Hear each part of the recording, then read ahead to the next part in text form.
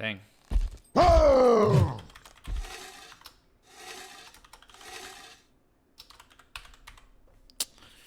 Dang. PoE doesn't lag. I mean, it doesn't matter. It's just it becomes too much screen craziness. Like in D2, you can run party and up to 8 people, and it's still, you know, everybody has a predefined role, and there's a lot of danger and all these things. Reset because we're instant drop. Yep. Fresh meat. What up, Zev?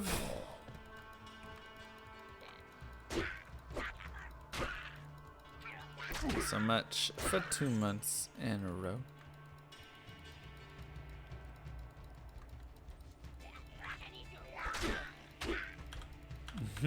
I doubt Blizzard will release their own VR headset that the game's exclusive Fresh on. meat.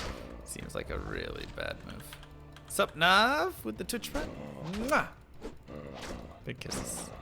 Thank you so much. Ouch. Is that what it was, Esray? I missed 2. I was at AGDQ running. That counts as practice, right? Best board game story.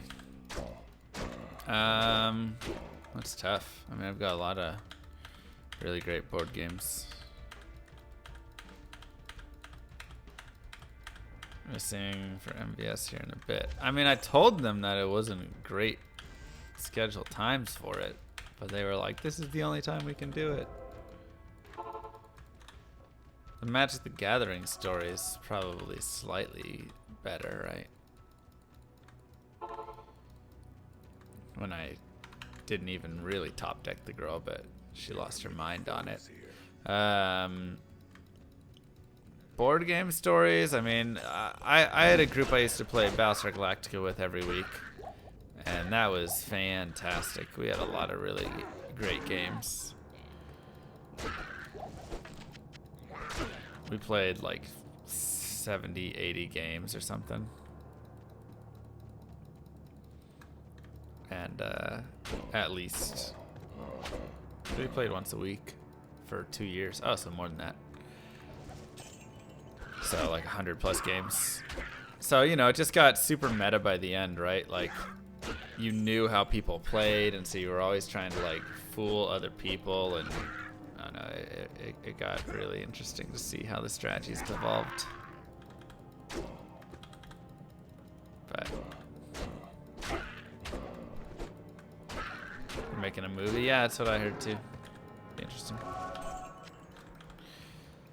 So it was just fun though. Dead of Winter is similar to BSG? I don't think so. I have Dead of Winter. I really don't like it that much. There is one mechanic that I love in Dead of Winter, and that is where you have the person to your left or whatever, or your right, whichever it is, take a card and hold the card, and if you do that action, then it triggers. I think that is one of the best like mechanics in Dead of Winter. Beyond that, though, I don't know. It's an okay game, but I never get. There's so many other games that I like playing instead of Dead of Winter, honestly.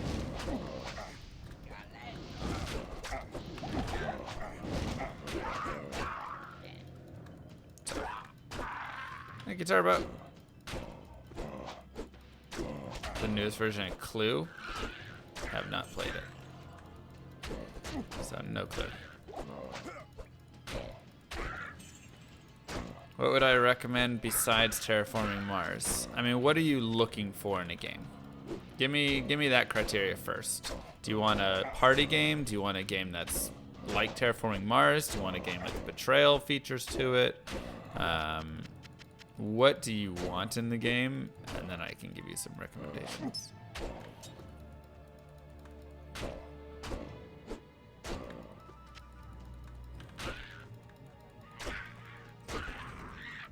Just no or not many dice throws. It still needs more. Still need more information.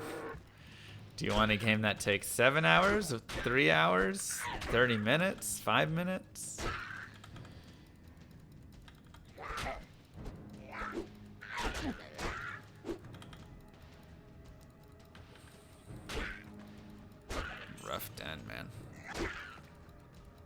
How do you discover new board games? Go play with people. 2 hours, no dice throws, theme doesn't matter. Okay, how many people are we talking here? And what's the level of complexity? I mean, I guess you're down for some complexity then. Plenty of YouTube reviewers as well and stuff. Yeah, I mean, that's true as well. Ah!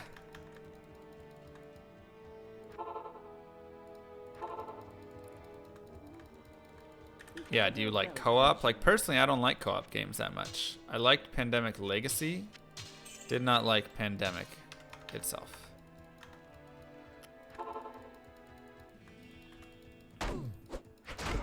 Because it always just turned into quarterbacking, and I don't know.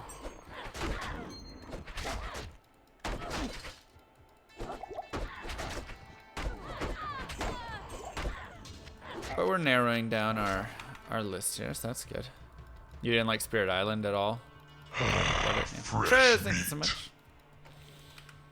I mean, that's the beauty of it, right? Is you don't have to like all these things. Just depends where you're at.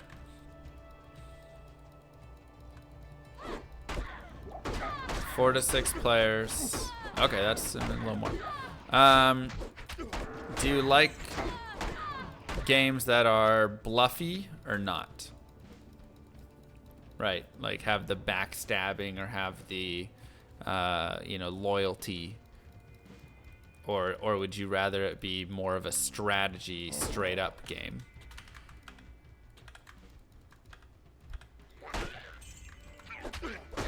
Bluffy is very good. All right, honestly, I think you would really enjoy Battlestar Galactica then.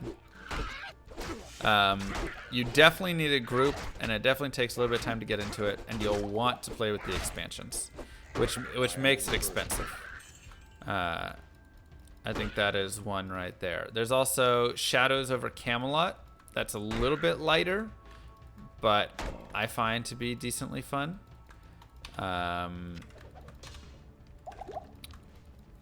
Yeah. BSG is crazy expensive right now. That's the problem, because it like went out of print and they're not like making more. So you might, if you don't have it, you might hold off. But well, he's looking for like a 2-hour game. How much is expensive? It's like $250 for each one or something insane. Supremacy. Haven't played Supremacy. Through the Ages is decent. I really enjoyed that game. I just learned it. But it's going to take longer than a couple hours, honestly. You'll probably spend 3 to 4 hours. And maybe as you play through it, you'll get that time down as people get better. But Puerto Rico is not a bad game at all. I really enjoy it. Agricola is also a decent game if you kind of like that. But Agricola is a little different, so yeah, you'll have to think about that one.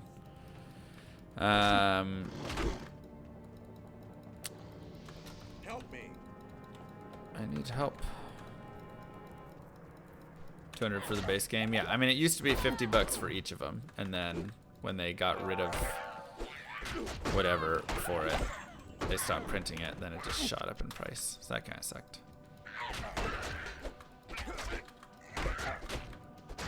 Access and Allies, yeah. But that's gonna be way longer than that time. What is this map? Look at that.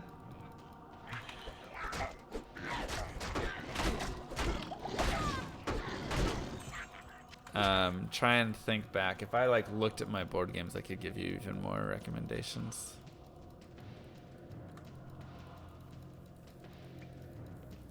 Splendor, Takedo, and Evolution.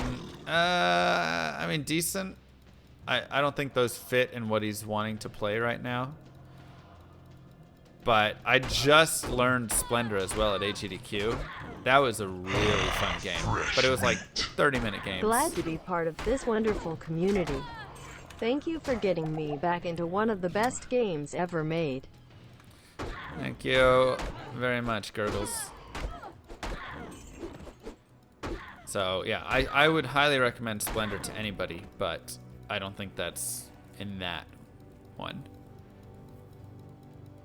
Twilight Imperium if you want to spend all day. Just like Axis and allies.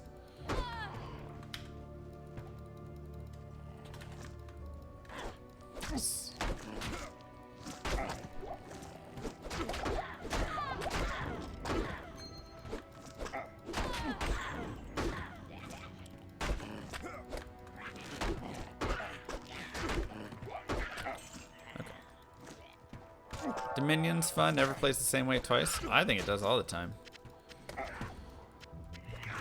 Because if you just, you know, oh, I'm playing big money strats or whatever, then like, you're gonna play it the same way.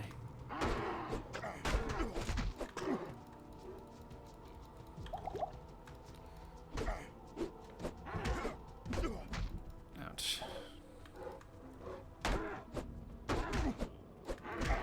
Dang.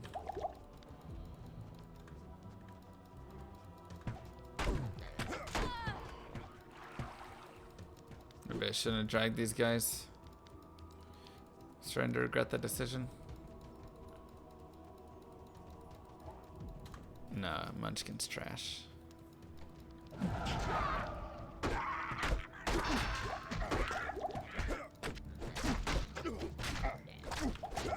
Some people like it.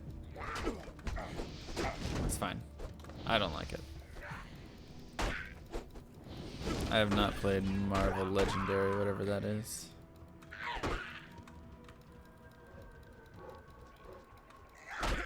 It'll be on YouTube, Karyonko.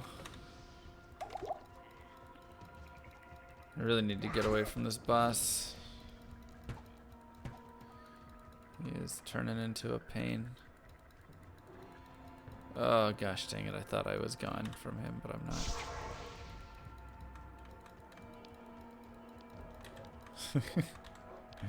He won't leave us alone.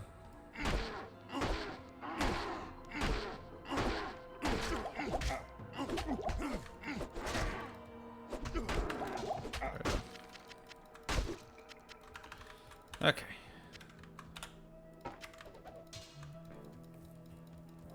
Cool. I don't have any poison gas potions, which kind of sucks.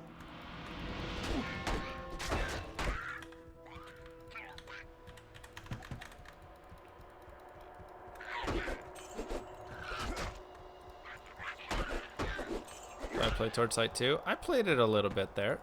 I actually had fun with it. I thought it was a fun game that I could definitely, you know, just get some casual hours in.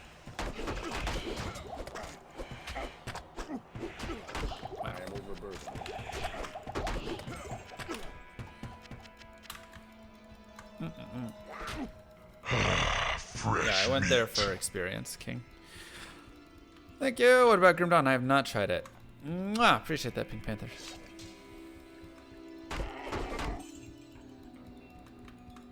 I want poison gas potions.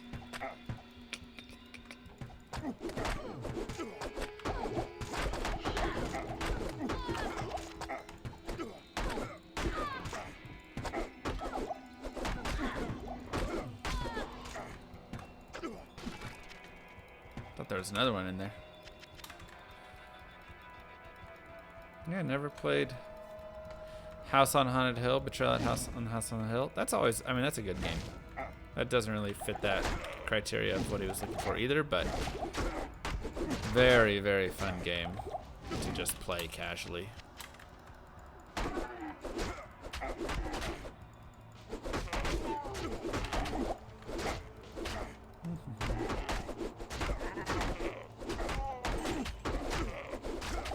Oh, I wish I had. Whatever you call it right now.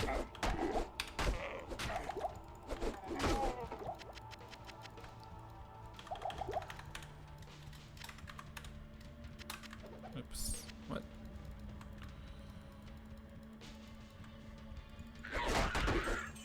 I've never played Titan Quest either. No, strangling gas potions. I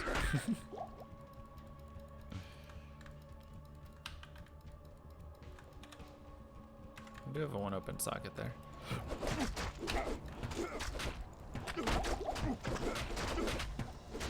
Sure. Dang archers in here. Just to be annoying. Golly. Ouch. These were strangling gas potions save a lot of time.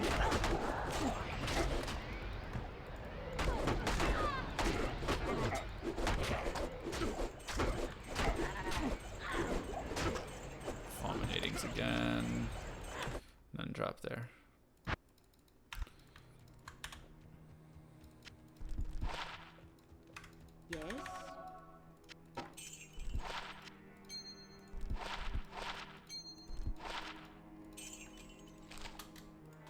What? Ugh. Okay.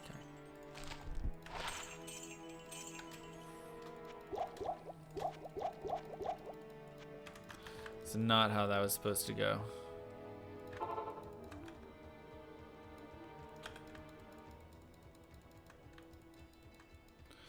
I just remember there was no double swing. Wait, really?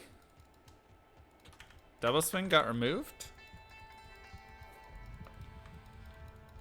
Am I playing the Barb?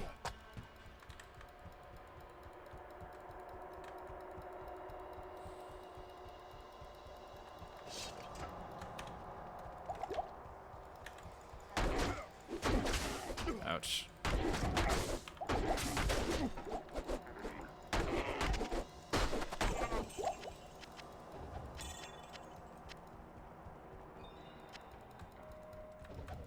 Weird. All right. Seems like a mean thing to do. Wow. Go down the stairs, please.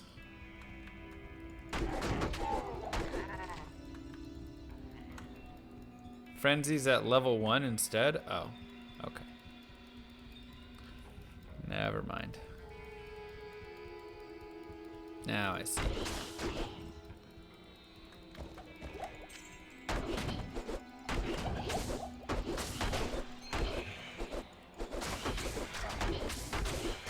Play online? Nope.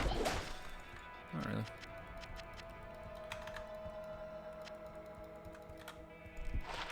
Two to Mace Mastery, solid. Dude, likey.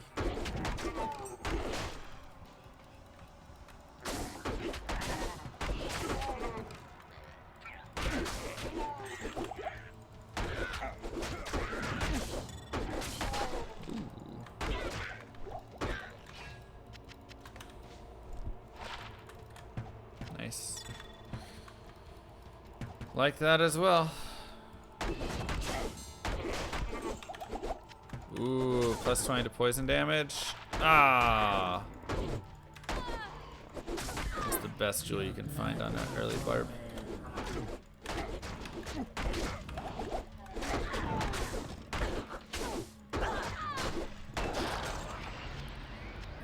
Eld. Not great.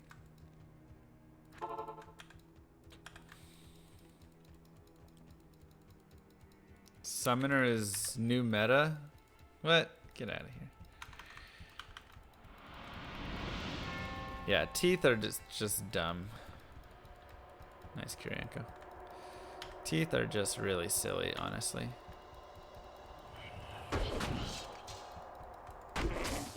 In POD. Way too strong. Like, I like how they work early on in the game, kind of. But then later on, they just get way too strong. So.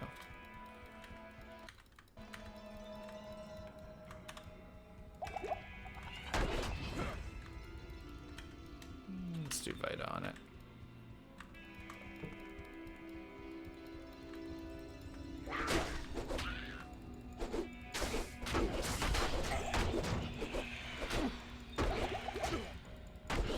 Make sure to run live split in admin mode.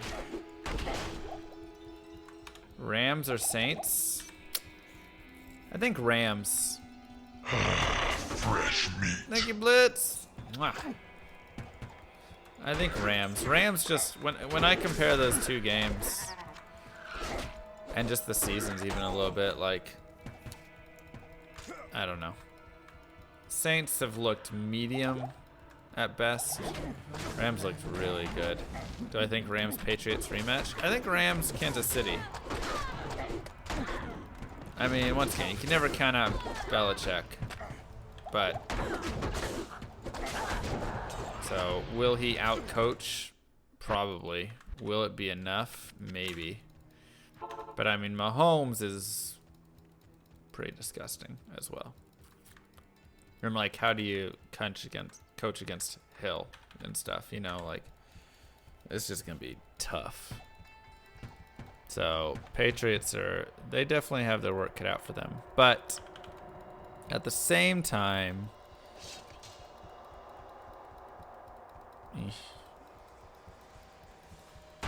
it's really hard to say if Patriots are out. Like, it's 1-2 versus 1-2. You know, I feel like we're gonna have some good games here. I'm hopeful for Rams versus KC. Just because, man, I'm so tired of the Patriots. You know, isn't everybody though?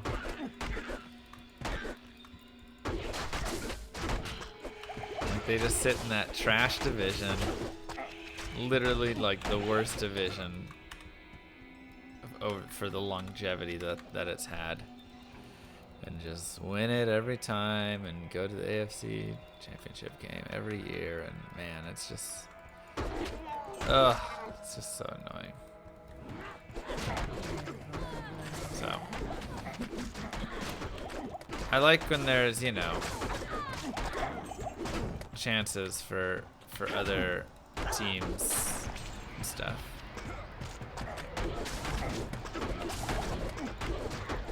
It just gets boring if it's always the same dudes every time.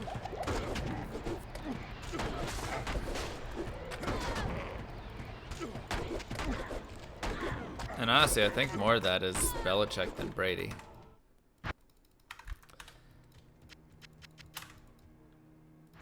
Unless it's your team, of course. Well, yes, of course. Like, I just think Belichick outcoaches so many other coaches in the league.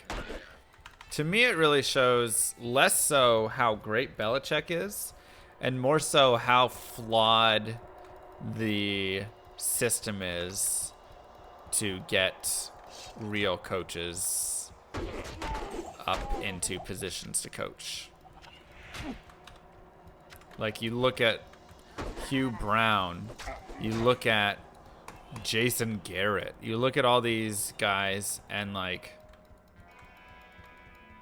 you know, they're just for how much they're getting paid and how like prestigious the position is and the talent that should be required to be there.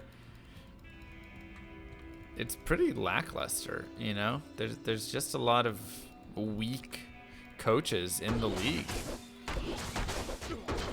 They're all super conservative. They don't run by stats because they do it to like save their jobs, you know. And it's just silly.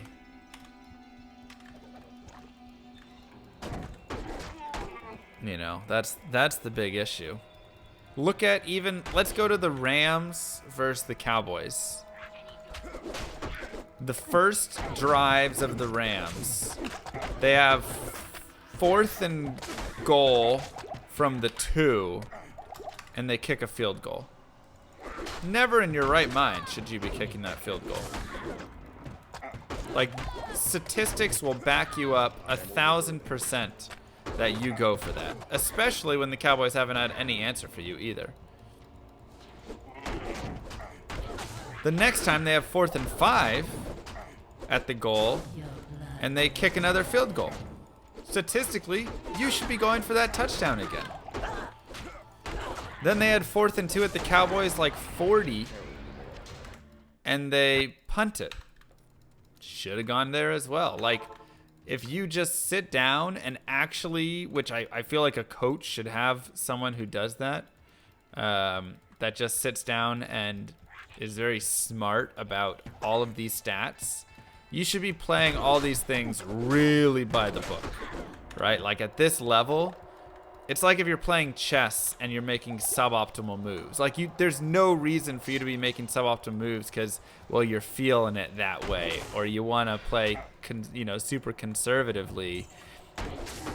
It doesn't make sense, right? Like you should be making the best move every single time, unless for some reason you're like really trying to play for some tie and it's a really whatever. But they just automatically go to field goal over and over and over.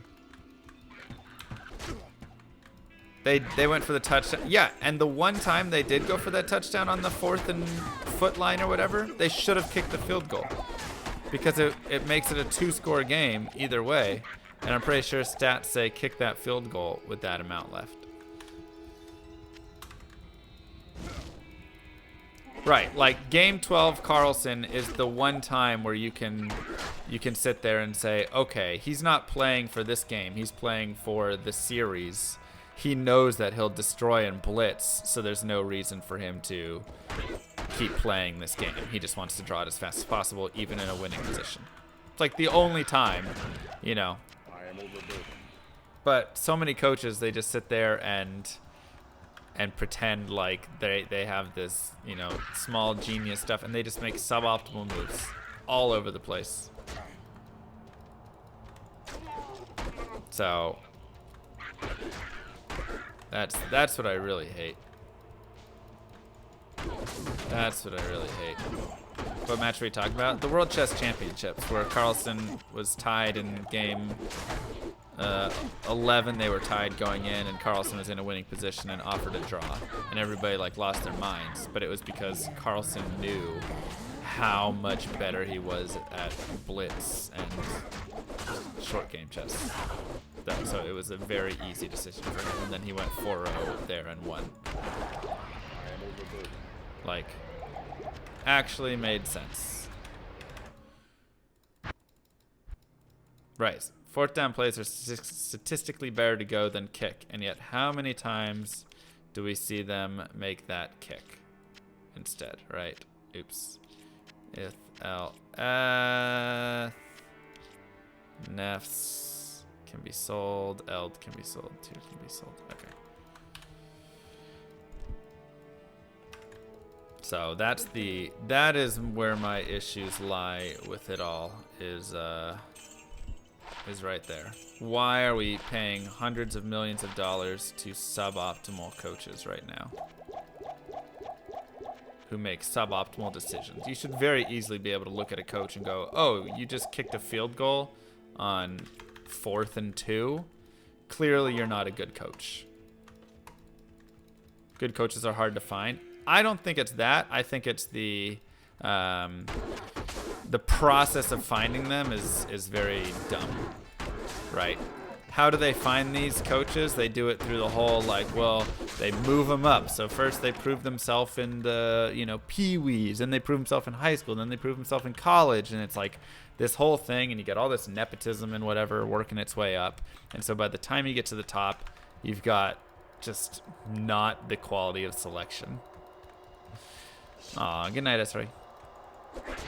That you should be having up there. Join my army of the dead. The GB coach 2 years ago was asked, why are you running the ball in the 4th quarter when you have the best QB in football? He said that he was trying to run the ball 15 times because teams that averaged that usually won, and he just got fired this year. Yeah.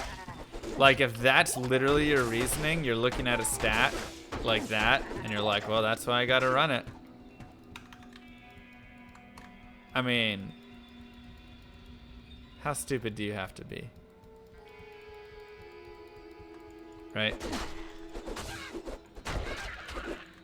How dumb do you have to be, and how can you still have a job after saying something like that? But it's just the selection process is horrible. What, you know who the best head coach would probably be, or at least an offensive coordinator, defensive coordinator? Probably some nerd who just is built some program to sit there and run through optimizations all the time and can interpret it very quickly and give you plays. Yeah, big data. The team that switches over to someone using big data for their play calling is going to end up becoming dominant. How about all them college coaches who willingly cover up all the illegalities of their players and coaching staff, all in the name of winning some games? That's great. Coach also needs personality to get the team to buy in. That's why I say, you know what? Have the coach with the personality to get the team to buy into it, and then have him hire everybody who calls his plays, and he does nothing for play calling.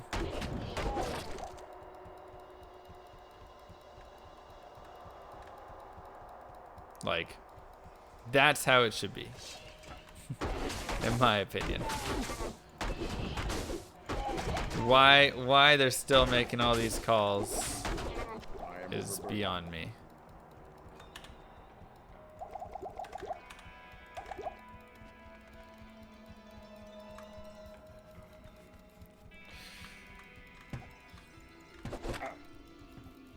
Why double swing over frenzy?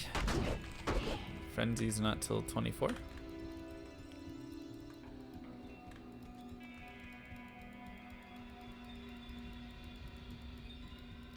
Yeah.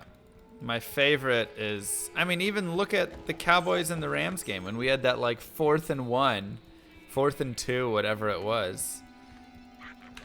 And we ran off tackle right into Sue and Donald, who had been destroying our run the whole game. And what do you know? We didn't get it. Like, obviously.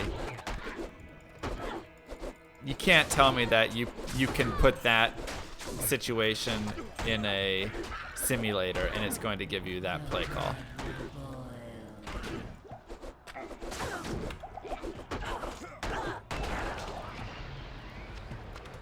No chance. Tal. Ith. Okay, we need an Ith rune. How have we not found an Ith rune in any of these runs? You can go hitch up he's getting beat up. Like I say, make this guy not the head coach, maybe, but give the head coach 0 play calling chance. There's definitely games theory to play calling, though. Maybe there would be a 5% chance to run that play. For sure. But I think in the very obvious situation when the box is stacked and we haven't had that run at all and they clearly aren't biting on anything else, that's not getting called ever right there. Right.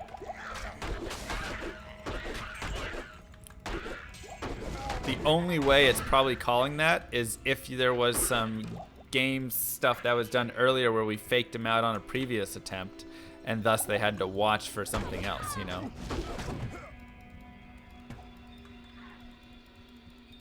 There's a trend towards it, but it's just really weak right now, I still think. I feel like that is one of the biggest areas for improvement. And when you bring in a full stat-oriented coach or coordinator or just play caller, dude who sits on the sidelines and runs the numbers for you, studies it all, and whispers in your ear. I am overburdened. When you do that, then you'll see a lot of success.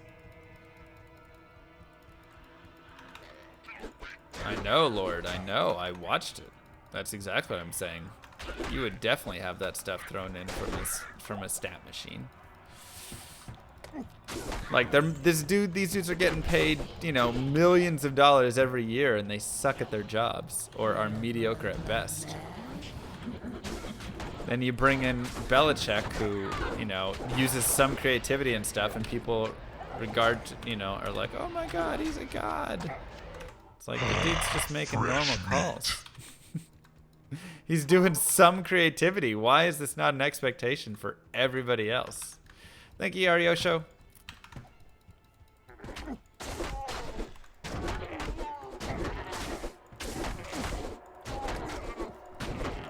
Appreciate that. I can't carry anymore. And you say you can't just run it that logically, but I feel like you can. Like, you are underestimating the tech of big data if you don't think that you can run it that logically. Because within that big data, it's going to take into account all of the factors of what is our chances, how well have we done against this team? How well have they stopped 4th down runs? How well have we, you know, converted these things? What's the, you know, current momentum of the game? Like, you can put all of these things into that, and it'll start to really take note and say, this right here would be, you know, one of your best options. Here's 2 or 3 options that would have high chances for success based on how they've failed in the past and whatever.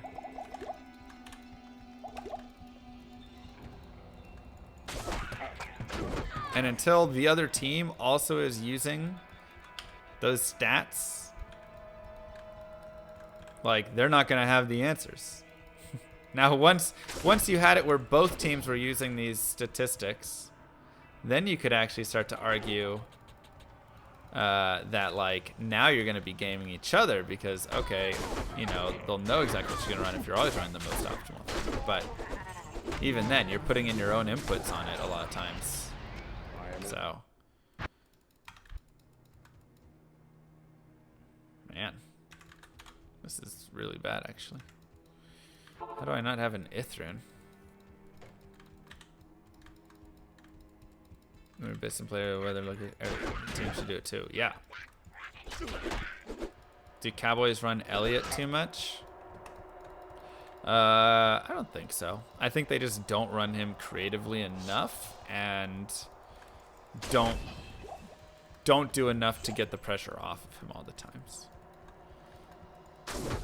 Such as in that last game against the Rams. All we did was every first down we'd run off tackle. You know, up the gut, and we'd get maybe a yard, maybe a nothing, maybe -2 yards. Like, that's all we did every single time it was first down. And you know what? If you're not going to run play action there, if you're not going to keep the defense honest with it, all these things, then yeah, you're going to have a really crappy play. Like, it's not going to work out for them because they'll just put 8 men in the box and you'll run right into it every first down, and then you'll go, oh, we don't know what happened. Good point, myself. What do you want them to do for Dak's contract? I mean, Dak needs to realize that he's not elite quality. And so if he'll come down on price and accept that, then, you know, give him a decent offer. If he won't, then we can, you know, find someone else there. I like him in the position. I think he's an alright QB for sure. He's a little inaccurate sometimes. I don't think the play calling helps him out all the time. If everything runs on data, everything becomes predictable though? Well, no, because you're adding in the unpredictability to it. Right? Yeah, Dak needs the right guys around him. I think that's true of most quarterbacks in the NFL, though, right now, you know? But, like, yeah, if Dak doesn't want to play ball and it's like, you better pay me top money, like, we can go out and get Tannehill for $9 mil a year instead, and that'll be serviceable.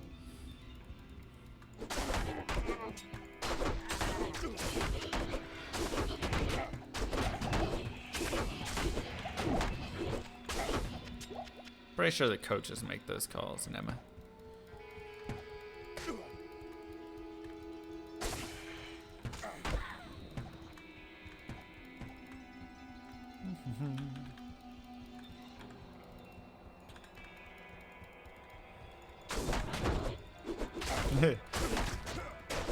I'm not saying Tannehill's amazing. I'm saying he's serviceable enough. You know, he's all right.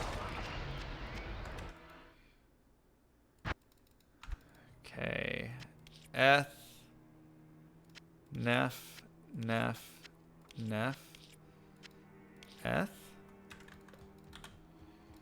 Jeez, man. That's some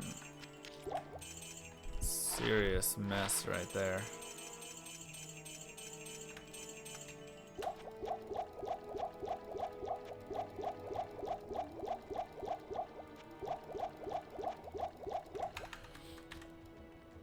But yeah, if Dak's like, pay me 20x mil a year, 25 mil a year or something, it's like, eh. Can do better.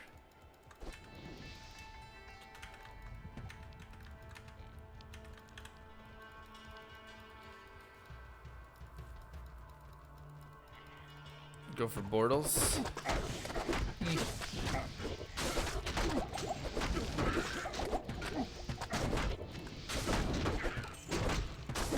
I don't know if I'm super high on Bortles, and he's alright. Probably fits in that same spot though, you know. Doc will cost at least 21 mil a year. Yeah, that's what I'm saying. But that's like, is that too much, right? We need to re-sign Zeke. We gotta sign Byron, right? We have to sign Cooper the next year, I guess. But Cooper's in the same year as Dak, actually, right?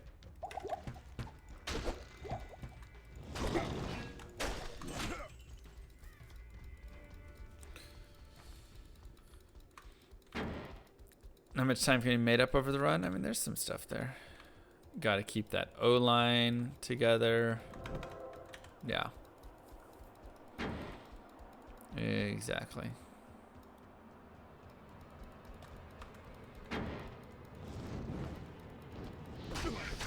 Ugh, are we just too far away right now on time?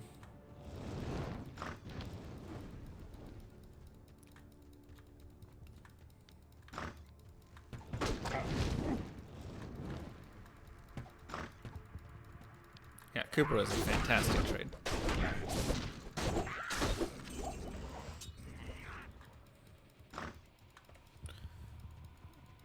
Oh, sorry, Goat would come out on top. I mean, I just think analytics really work in the end. Like, the amount of processing that can be done by analytics is so much greater than our minds can ever even try to compute in any amount of time, basically, that it's kind of ridiculous. It's almost like the ego, right, is kind of insane that we think we can even mildly compete with computers and with big data. Like, it's so much smarter than us. Because no matter how many calculations we can do, they can compute a million times faster than us. So, like,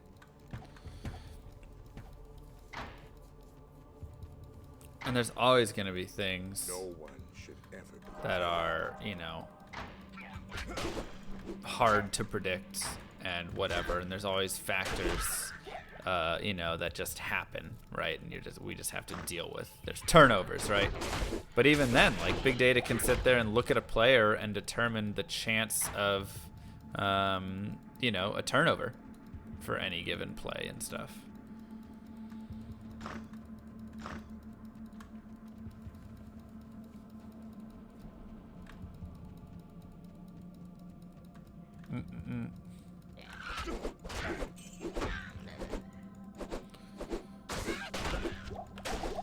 So it's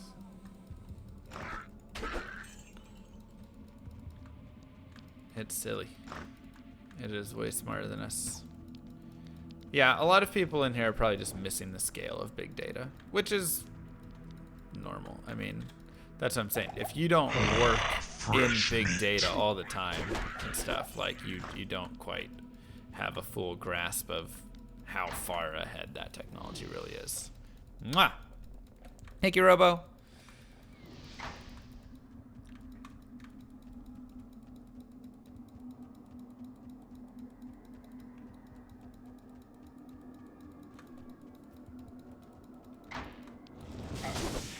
So a lot of people still believe in the gut and stuff, but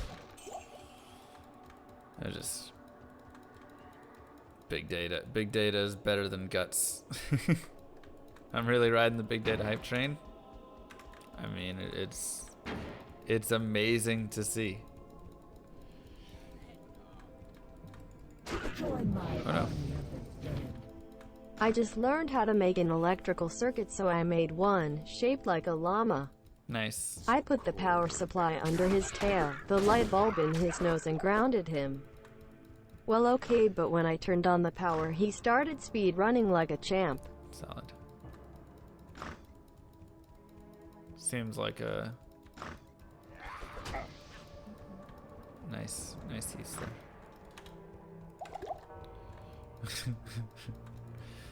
Ah, rip that direction. Will I work in big data? Somewhat. Is that it right there? And thank you so much, E.R. Jones. Mwah.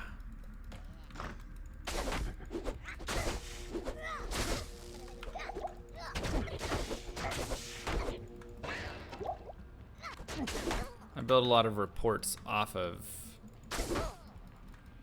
big data, essentially.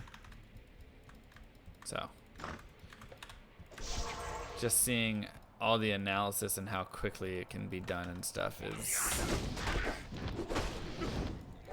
pretty insane.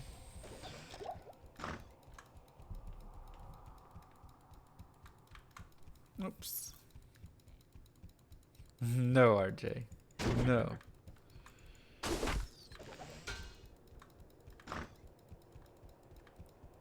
The audio is desyncing. That stinks. Alright, let's hope this isn't the waypoint or anything. No.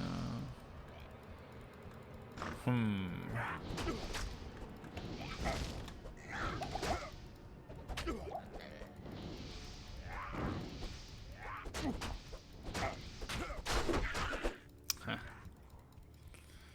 That's the reason for 620. Bad runes.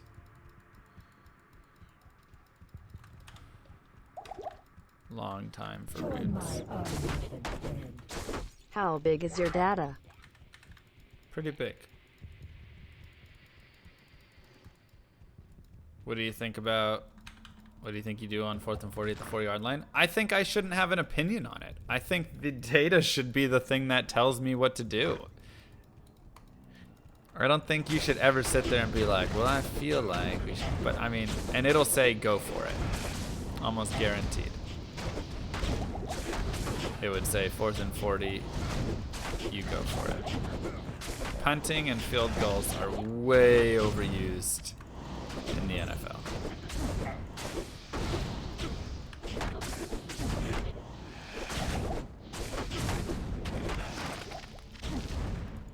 So, why not restart now? And there's time to be made up somewhere here. Just give it a try. But yeah, I mean, I don't think people should have opinions on things like that that are very statistical.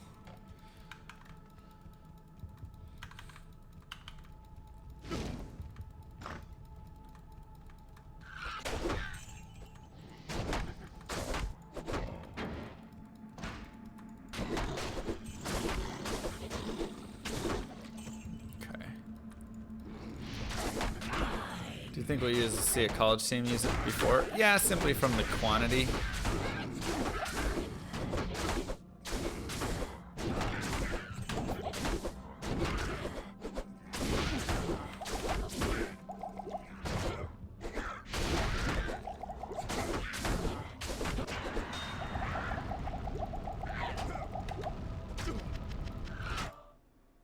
Just because there's way more colleges, so I'm sure we'll see more of it there.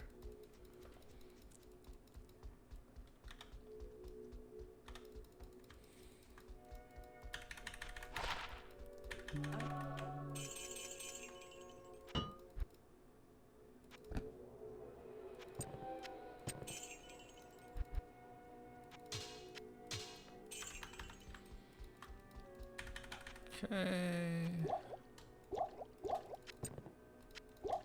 Let's do twos.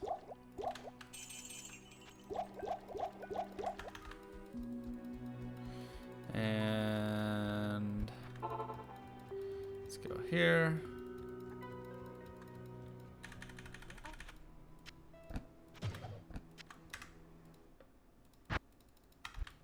day. Actually, let's go this way. I want to get one more flail. How may I help you? Recovery. Okay, cool.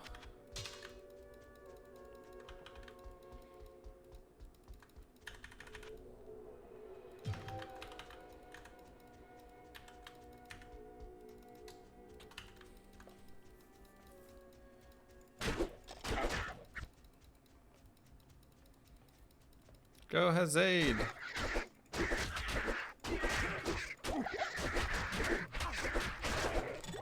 Thanks. I can't carry anymore. I need to give him a weapon.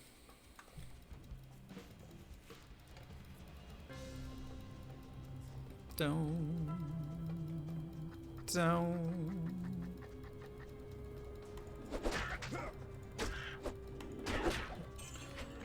Well, a big reason to it, Hector, is we overvalue and undervalue things substantially. This is just one of the flaws of humans when it comes to thinking. We have a lot of gut reactions. We have a lot of, thought like this makes me a better coach. I've always done it this way, or it worked that one time, whatever it is. And people often fail in these situations to correctly come up with the proper course of action. So for instance, we can look at one great simple example here, which is, let's take into account, let me try and think what would be good. Let's take into account starting field position. The number of points scored based on your starting field position is there's a very small variance. We often think that there's this large variance, and so if I start at the 40 compared to if I start at our own 20, we're gonna have like 3 more points scored or something like that. And when you look at the data, it's actually very minimal difference. A team starting at their own 20 versus a team starting at their own 35 or 40 scores maybe like 0.5 more points per possession. And that's not really as big of a difference. So when you are on midfield, let's say, or your opponent's 40, this is why the data says pretty much you should always be going for it, even on like 4th and 7, 4th and 8, because there's no purpose not to, since you're not giving them very much difference in their points gained. And if you convert that, the number of points that you would be gaining from that possession goes up substantially. So it's a lot of things like that where you sit there and we think to ourselves, oh man, like if we give them the ball and they're 40, like they're going to come back and score on us and it's just going to be impossible for us to hold them, whatever, as opposed to thinking about actual the data, which just leads you to, if you look at that straight up, you go, okay, it's not that much different than if we, what if we're at the 40, we punt and it ends up being a touchback, and okay, well, for giving them 15 yards, we've given up a lot more points. I personally do not know anything about football and stats and data, but one thing for sure, doctors get a lot of data and stats when they perform colonoscopies. Oh my god, Now that's interesting, isn't it? Wank, wank, wank. Jeez.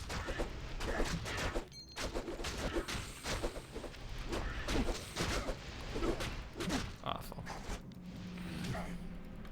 So, a lot of cases like that are ones that we could look at constantly. And you can say that's, it makes zero sense for the way that calls are getting made. Whenever I see a coach punt between like the 40s even, but especially between like midfield and the opponent's 35 or 40, I'm just like, are you kidding? Almost never works out, and most times they're just giving the ball to their team.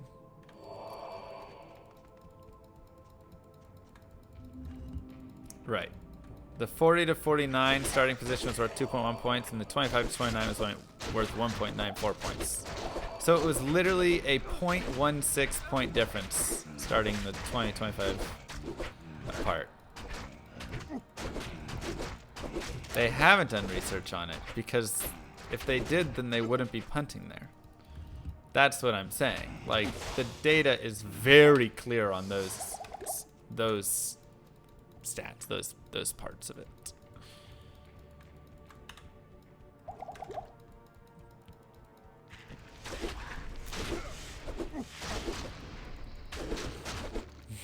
Brutal.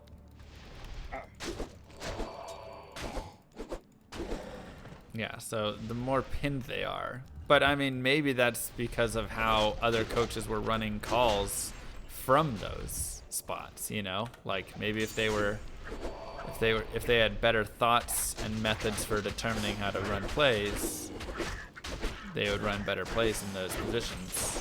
Maybe when you get a coach and a team pinned, their point totals go down due to poor play calling because they're reacting super conservatively or something, you know, when they shouldn't be. Who knows? That's stuff that we can't determine. Your presence honors me.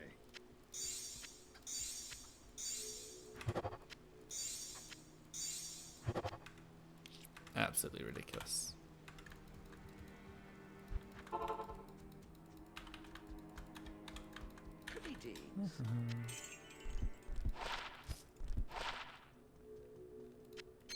Sure. We'll take that.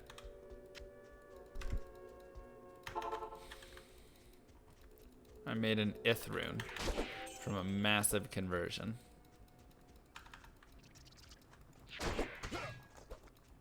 That talk almost put me to sleep. Sorry, this is a lot of what I work in and stuff, so I know it's more interesting to me than most. It just blows my mind.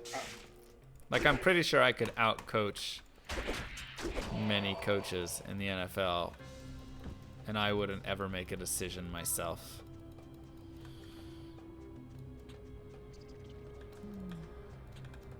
Maybe I should have got leap there. I would just use technology.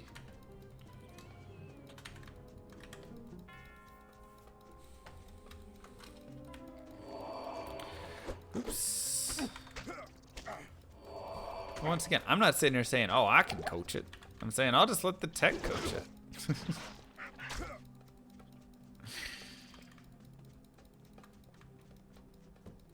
Players aren't robots and there's a human element. But you can even get the human element into the data. That's the thing. Like, you can sit there and actually get that added into it, because that's going to give you some stats as well. Sure, let's go over here.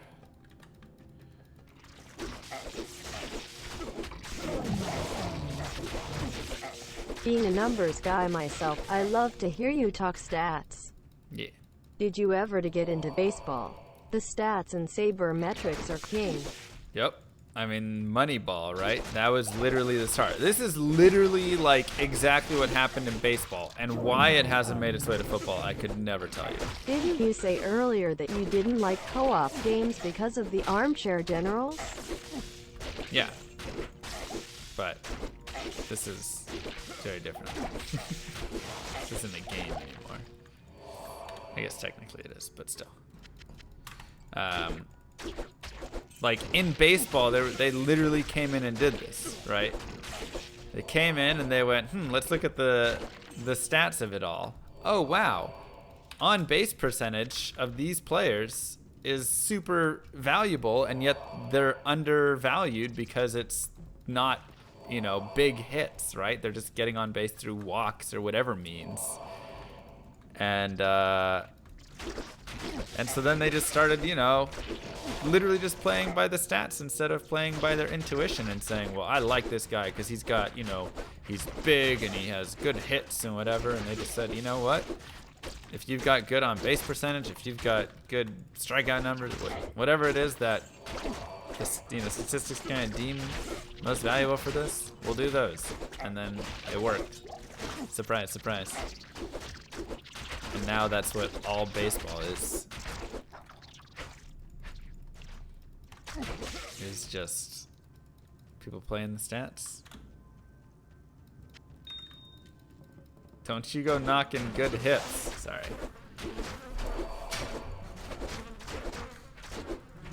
Is there a difference between creating a team versus calling plays? Moneyball brought a good team together, but the coach still coach. I mean, but I'm sure there is a lot of stuff used in baseball still that makes decisions, right? When this person comes up, why do you think they shift all their players to the right, you know?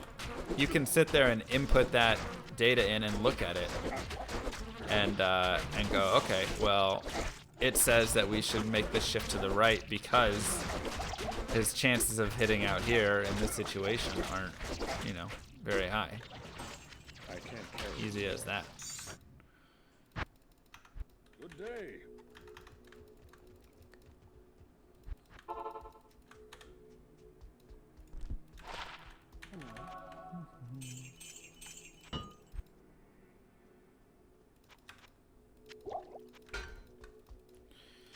Okay, oops, that's what I need to do now. Shopping stream.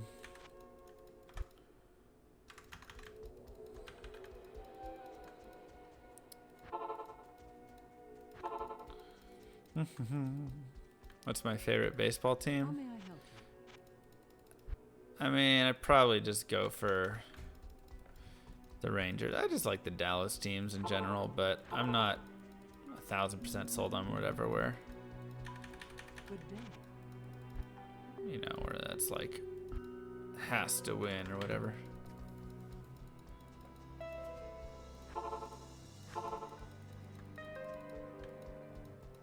How may I help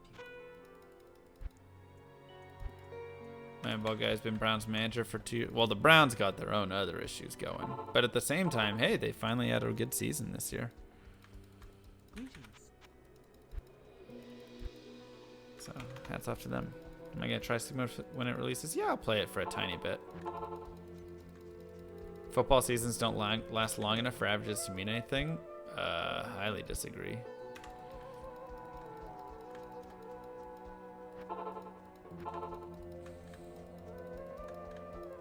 Highly disagree. You can use like previous stats. Was that 3 open sockets or 2 open? No. I don't know why I thought that was.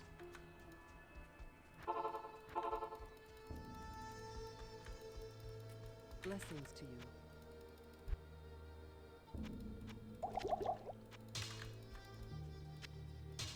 Actually, I'll just do that. Yeah, I feel like football sets up really well for analytics. Good day. And what's crazy is there's more analytics in like the football broadcasting than there is actually used in play calling. Like when they do all that broadcasting, they have that stuff running on AWS now, and they show like % chance that he'll catch the ball and stuff.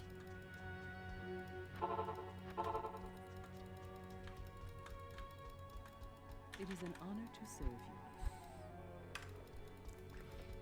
I mean, you know, if you put it in a football play, you can literally calculate the chance that this, you know, guy is going to get beat, the chance of the other team blitzing, and chance of success against that blitz. Like, there's so many things you can do with it. It is an honor to serve you. There we go.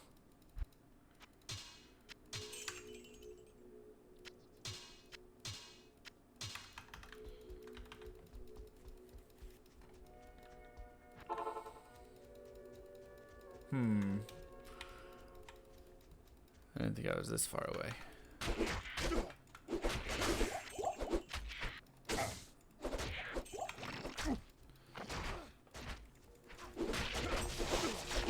Yes, I'll play some Sigma when it's released.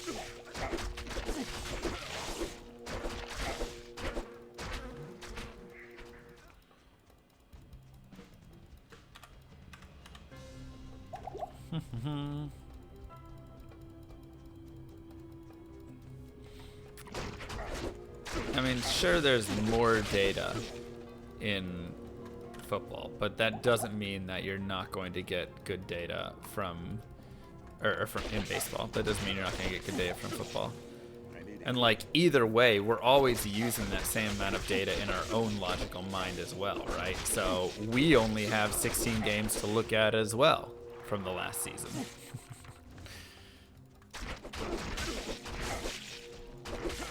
It's just in every situation, it's going to be able to determine more things from that than we are.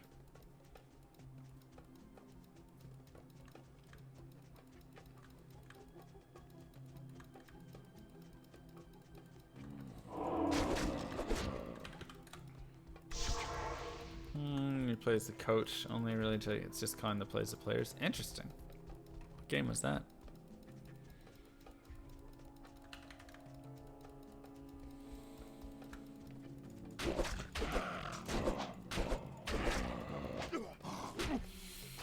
Alright, let's this isn't looking good actually.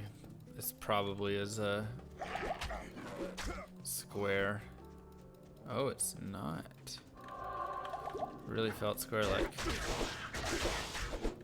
Do I like Belichick? I think he's one of the few coaches that brings innovation and stuff to his plays. Look at how boring play calling is in the NFL right now. Like when there was all of that stuff that Belichick was doing with the eligible and ineligible receivers and stuff, it was just messing with everyone else's minds. And it was like, why is no other coach doing this?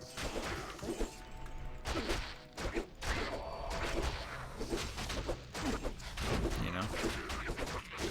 So, I don't know how much stuff he does with data, whatever, but I know at the very least he,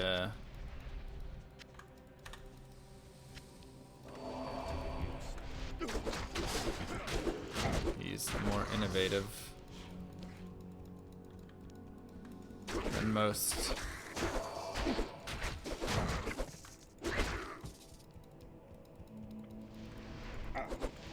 Dang.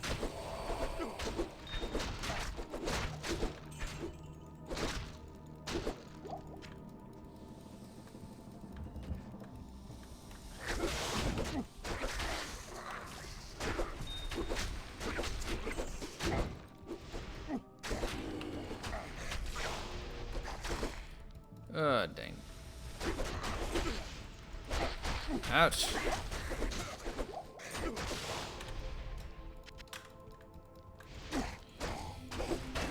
These maps.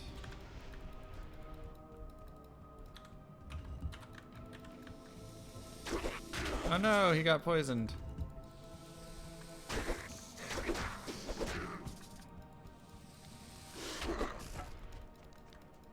Rip. Poor buddy.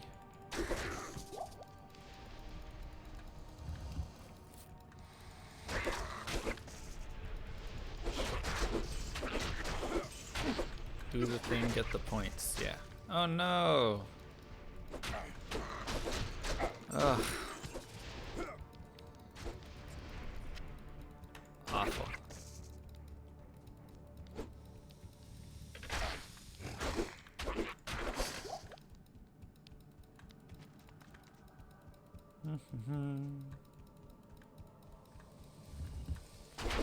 Thoughts on Bungie and Activision split?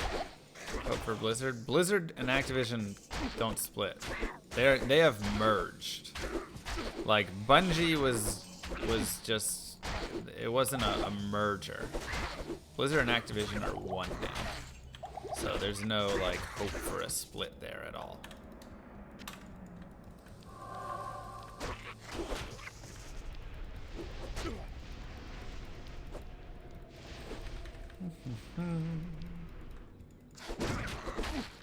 Now it ain't changing. So all we can hope for is that somehow they don't screw up Diablo 4. Do what you want with Immortal, but put out a good Diablo 4, or I'll be very sad. Plus 8 minutes may be hard to make up this run. I have hope. It might be anonymous. Or nice try, but no, sorry. Here's Hey, anonymous. MR Llama. Loved your ADGQ run. Thank you. In that split-second character creation screen, dig at Blizz was a real highlight. Appreciate it. Thank you. Okay. Oh wait, what am I doing here? Let's go this way. Cool. So yeah, I just want a really good Diablo 4, honestly. To me, none of the other stuff matters as much.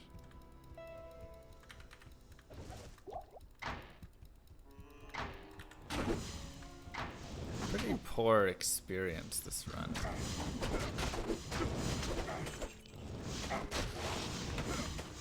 It's one thing I've noticed with it. Diablo Battle Royale. Whew.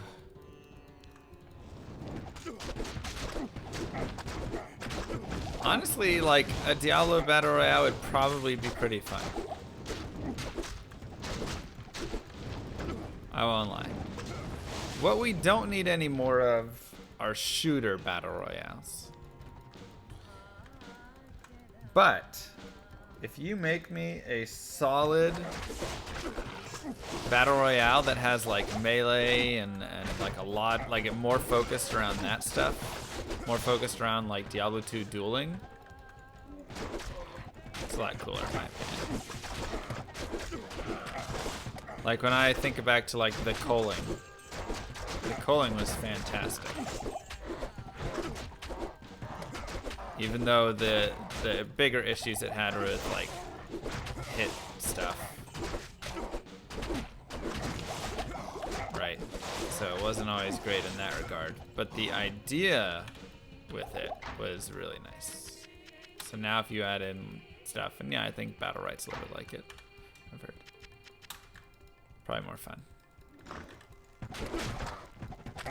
Oh, jeez. Oh my gosh. That's awful.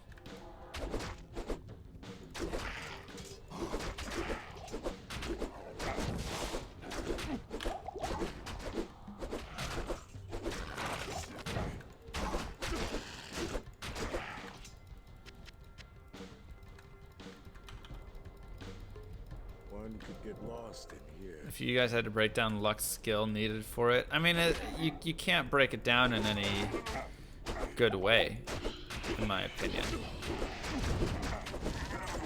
Like, let's take this for example, and I don't say this to be mean.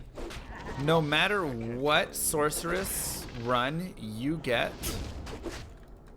you will never be faster than my sorceress run without practice. Right? Like, there is zero chance of luck ever getting you to that point. Unless you have practiced enough to where when it gets to that point, you can take advantage of it. And that is the really hard thing to quantify of, well, how good is luck versus skill and whatever and all this stuff, because it just, you know, it's tough. That's really hard to say.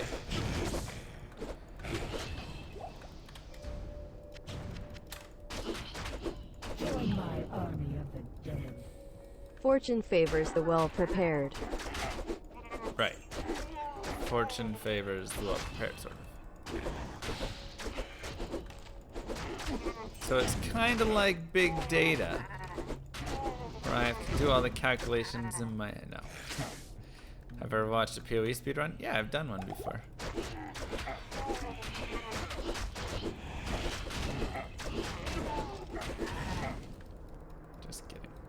Just kidding.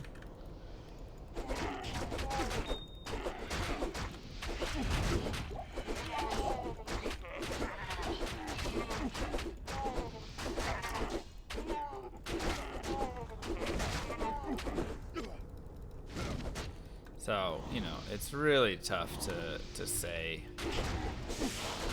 which is, you know, what is the luck versus skill on it and stuff. Has anyone seen a llama chase his tail? This run. Right. I can't. What, a 2 open socket armor? Really?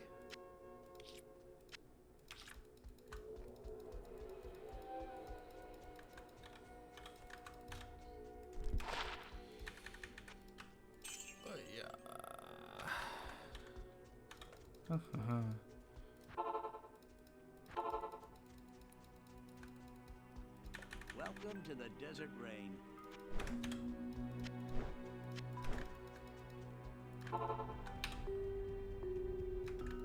I don't feel any faster.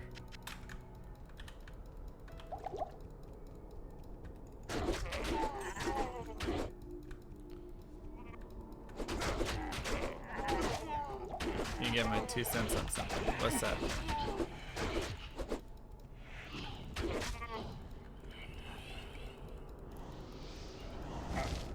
Barb is too heavy.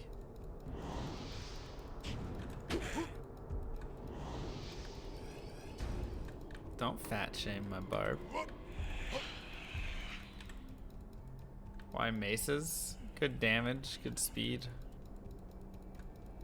Join my army of the dead. Always a good time watching the stream. Thank you so much, noob.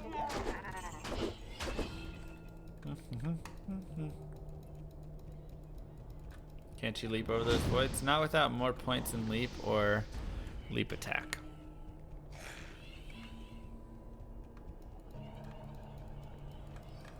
Alright, second way.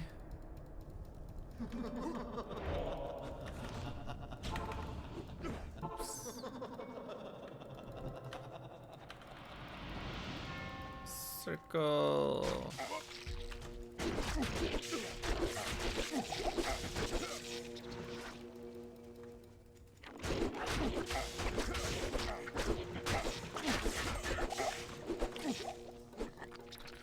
Girl doesn't moving to take care of Prince Flesh, which should split off now or wait till she leaves and it hurts more. That's a tough one. I mean, is that something that for sure, like, you guys don't want to be together if it's distance? I mean, that's totally fine. That's, you know, within each of your own rights to have that thought about it. How does she feel about the situation? I think that's the bigger question. Is she thinking that you guys will make it work, or are you both kind of in agreement that at that point, just let it go?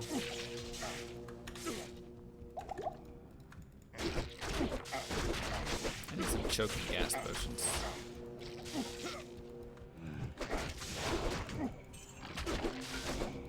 Llama dating advice. Yeah.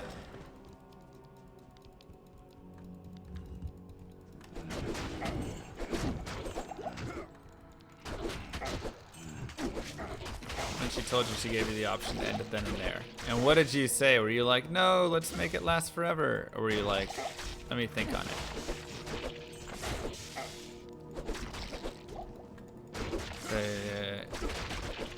Thanks, Missionar. I mean, that's exactly why I do it. Just, I've always found it to be whenever I'm watching streams and stuff, if chat's on screen, it's a lot nicer for me. So. I said, let's enjoy our time together until then we'll cross that bridge. I mean, I think you can go either way with it. It sounds like you both are on the same track here. You both have the same mindset about it, which is we're probably going to split up.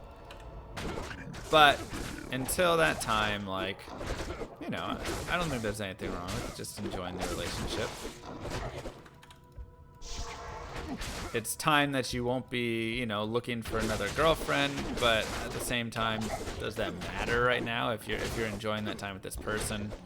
If you don't feel in a time crunch or anything, like I gotta get married really fast or whatever, then, you know, in my mind, like, who cares? I'd probably just enjoy it.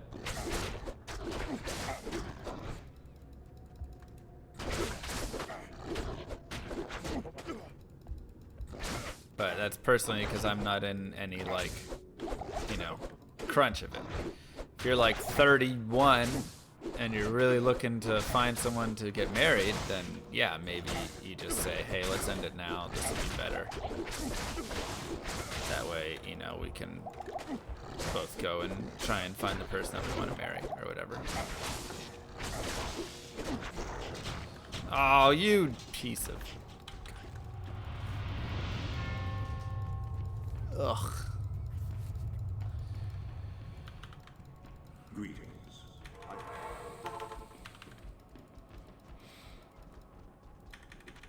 Trash, man. We just got trashed on.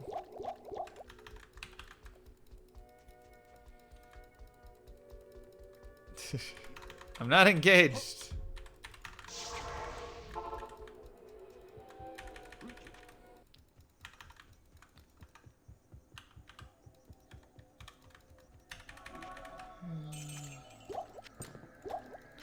I really, really do wish I had choking gas potions right now, though.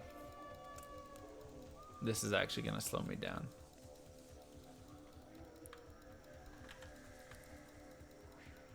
Kylie is not pregnant. Oh my god. It would be very obvious if Kylie was pregnant. I'm pretty sure she could not hide much weight at all.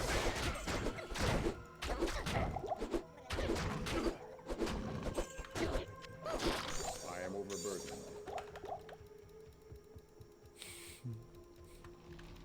Is that what they like, Cootie? I disagree with you on that one.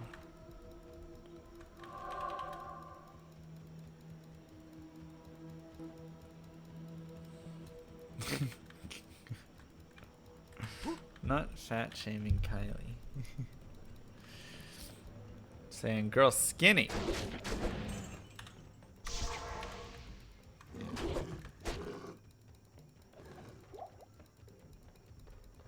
Yeah, I mean, I don't think you're gonna be a distraction, football. Like, if you're a distraction, then she can just break up with you and just say, hey, it's too distracting. You know. But just kind of play it out as enjoying the time together. I think that's the best way to address it in my mind.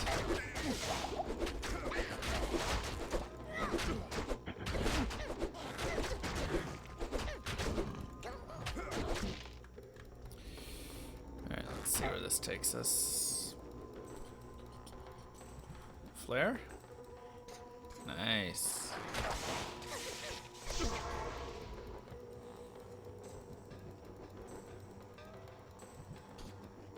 Puts us in a little bit of a weird spot.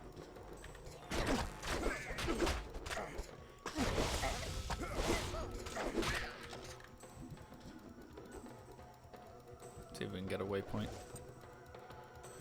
Favorite character to speedrun? I don't know, honestly, that's a tough one.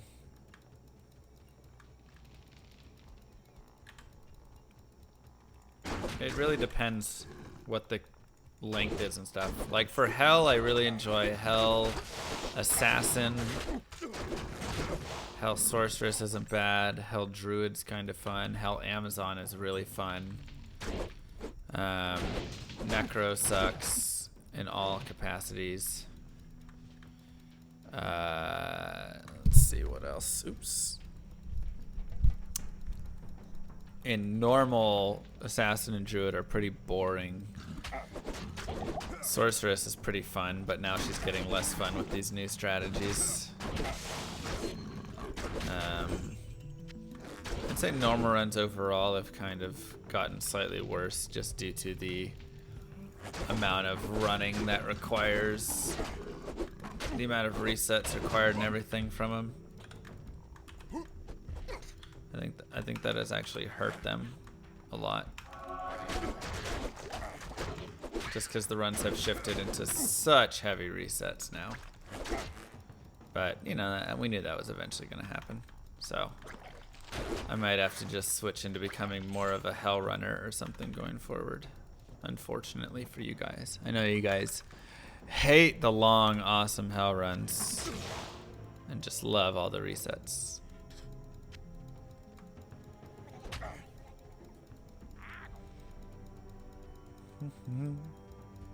Especially hardcore. I know, it's chat's least favorite things. So, yeah, I think that's honestly where it goes, is more into hell runs. So we'll have to probably shift over into that eventually.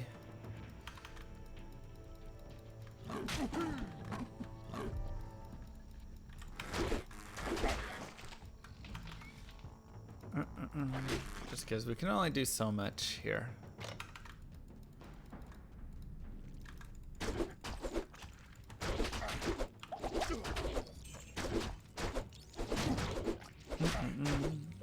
See some hell runs at GDQ? I'd love to. We got a nightmare run this month for the hotfix. That was really cool.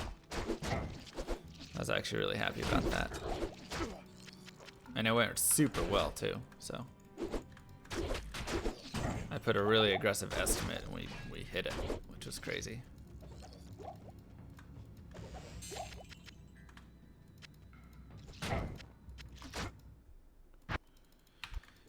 100% runs. Hey,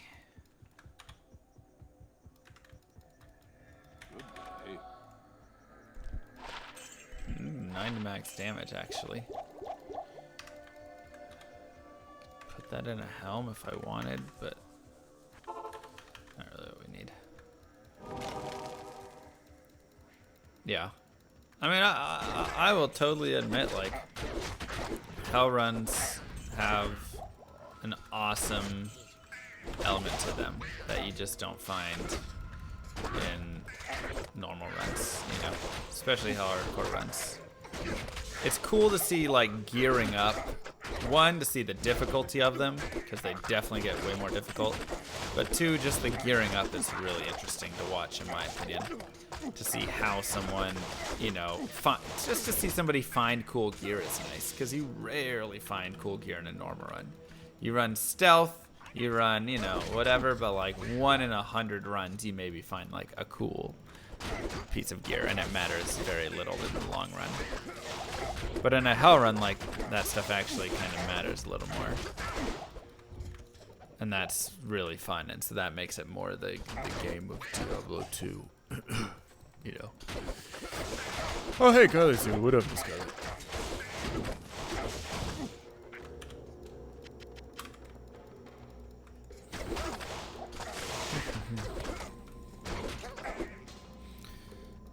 The problem is, though, in a hell run, like, a lot of those things, runs can be ruined later on into it. So let's take the Necro, for instance. I can be on this awesome pace and spend a couple hours, whatever, and then 3 hours in, 2.5 hours in, I'm in the, you know, Nightmare Countess, and I can't find Io Rune. And now I have to go back and reset. You know, like, ugh. It's awful. That stuff is the stuff that really sucks. Also, really still sucks that I do not have whatever you call it here. this holy blade does not belong in the hands of the Zakarum. Right, and that's the other thing, is like, people have beaten the game in normal, but a lot of people haven't even beaten the game in single player, like, hell runs, because it's so hard. It really is a really hard game. So getting to see somebody, like, running around, like, level 55, 56, ooh, choking gas, yay, in the Chaos Sanctuary, I think is really cool because you're just like, holy cow. I'm level 75 and I can't get through the Chaos Sanctuary.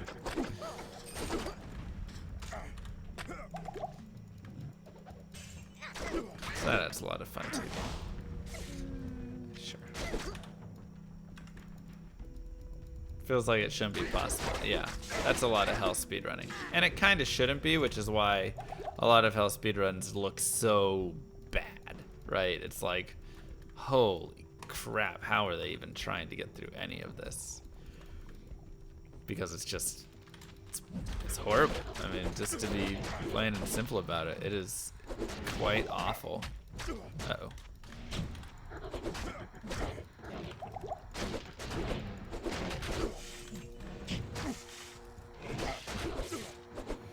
We are really, really low on experience. I just haven't found experience this game. Like not a lot of good boss groups or anything. How's the run going? I mean it's not great, but it's okay.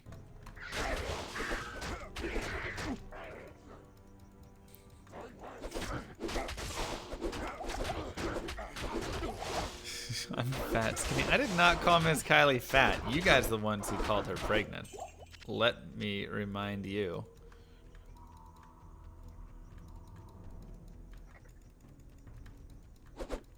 So yeah. Yeah, you can talk to Miss Kylie I can't carry anymore. about that one, chat. Man, where am I gonna get my levels from? This is a huge problem, actually. Oh man.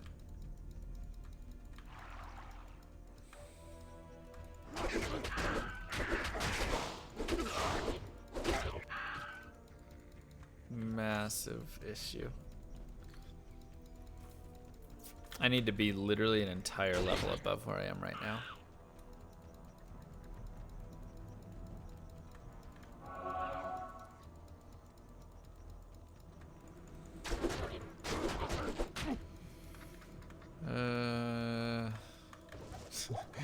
I watched a little bit of the GDQ run when I was trying to like figure out how I was gonna commentate it, and Raggets in chat is like, "Llama, stop talking. I want them to read my donation." I thought that was really funny. Why not do the temples? Yeah, I mean that's kind of where we're at right now. OMG, Miss Kylie showed up and everyone threw shade. Right? That's what I'm saying.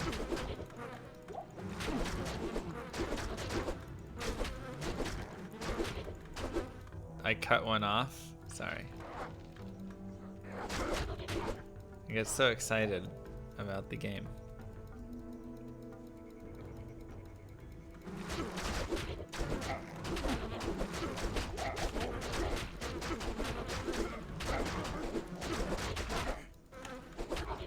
I mean, I have to kill guys in Act 3.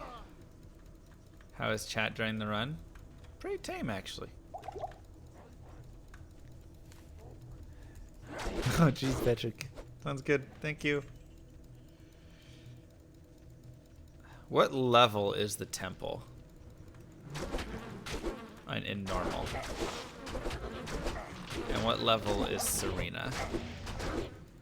This is actually pretty important to know.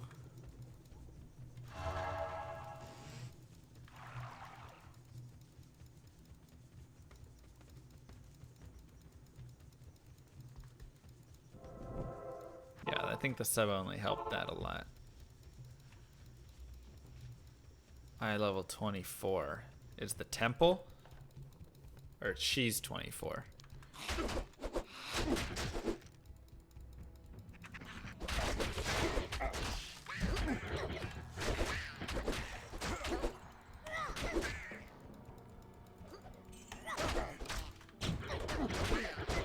Temple's 23.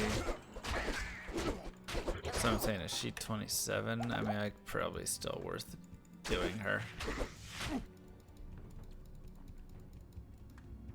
Probably still worth it. 26? Okay.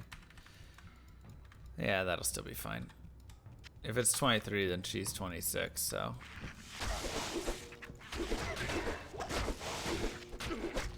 We can deal with that.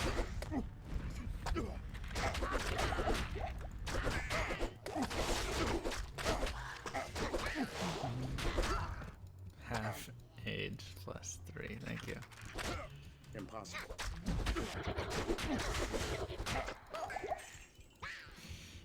Great reminder.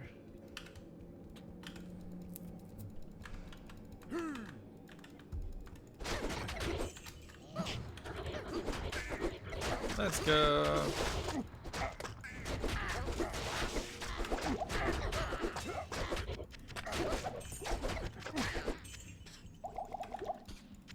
I am overburdened.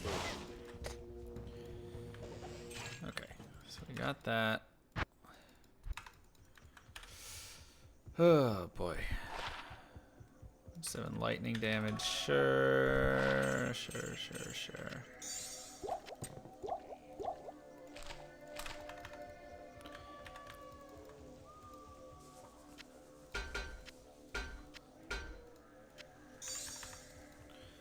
Okay, cross bazaar. And let's go here. Kill this guy. Get up in here. And then we'll go to the sewers.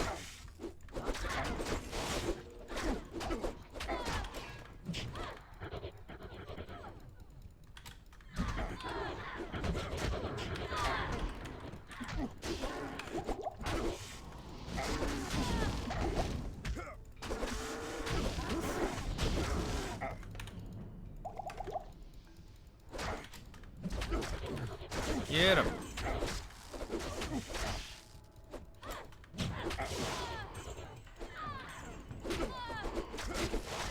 This really hurts. If we were a good level, we could have actually made up an okay amount of time here, maybe. But with this experience deficit, definitely puts us in a tougher position.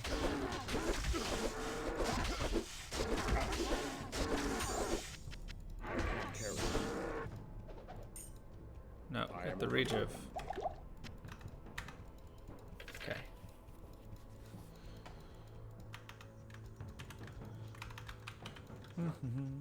Simon GDQ, welcome. Hope you enjoyed it. It might be down in there, but we'll just go up here.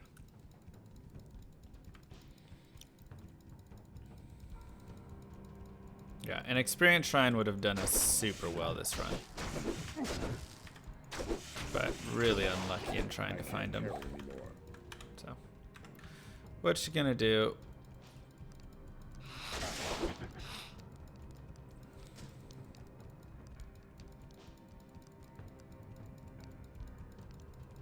Perfect. Thank you, Mindless. Join my army of the dead. At Miss Guiley would like you to tell us more football stats in or less. Does that sound right? That sounds right. Well, that got us nowhere. I wonder what I want to be in terms of levels here. Probably 19 and 3/4 at least.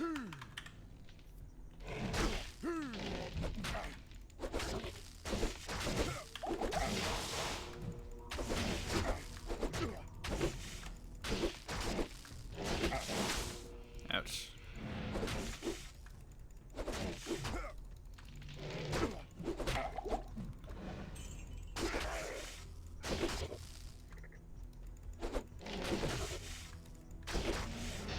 Excuse me. I can't carry anymore. Okay. 19 3/4 for level. So I have this group, then I've got the group down in there still. So I'm probably good on experience, I would hope.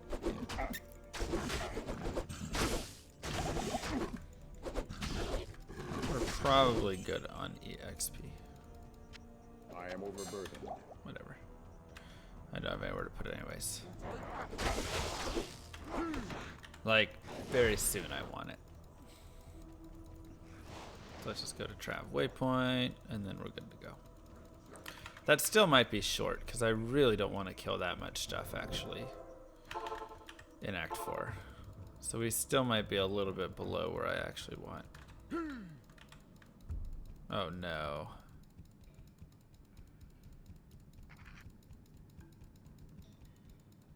That was right there the whole time.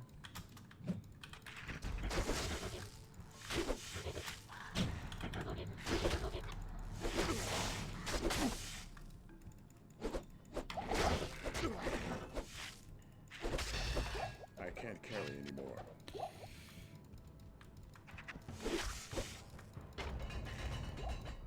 Okay. And yeah, so I still feel like I'm going to be the tiniest bit short on experience. I am overburdened. Boss group right here is nice. I can't carry anymore. Another cold enchanted. I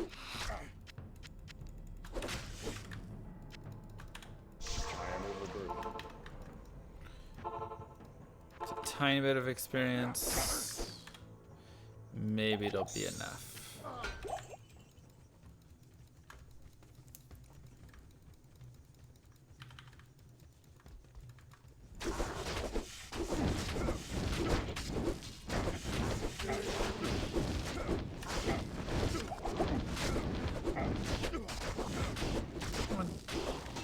I mean, council boss groups are worth pretty much nothing, so.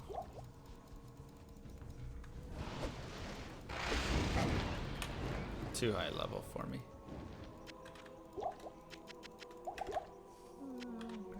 Grab that. Okay. So. Miss Kylie doesn't go skiing with me. Rip.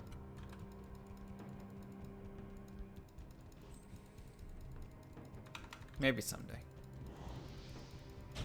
She hasn't had great experiences skiing before because she just kind of went out there without lessons, and that's, you know, literally like the worst thing you can do when you go skiing, in my opinion. That's what I did my first time too, and it was like the worst experience ever, and I wanted to quit. But once you learn how to stop and control your momentum and stuff, it just gets 1,000 times better. So.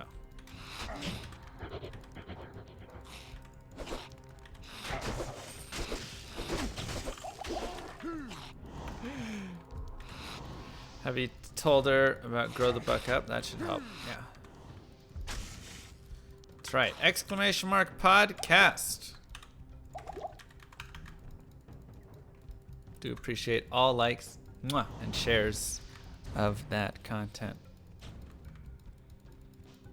We're trying to grow the buck up.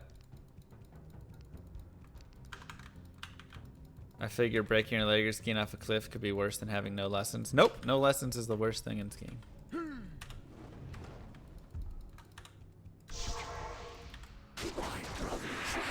might be right.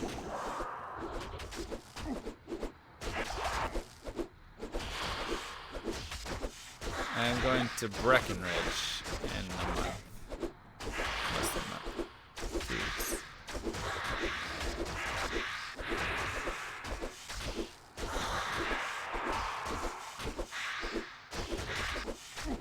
Wow, Hector.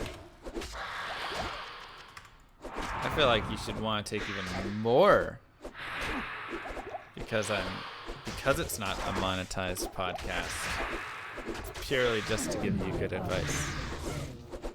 The first time I went skiing, I got caught by the chairlift and face planted my way down. Half the hill, it was awesome. That sounds lovely. That sounds absolutely lovely. Let's go with the... Sure, whatever. Yo, thank you, Greg!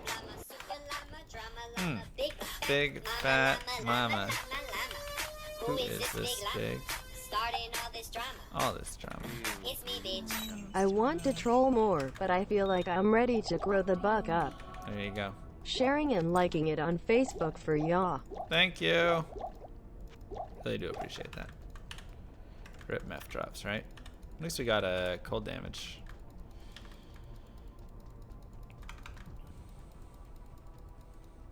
Alrighty, let's see how this can go for us.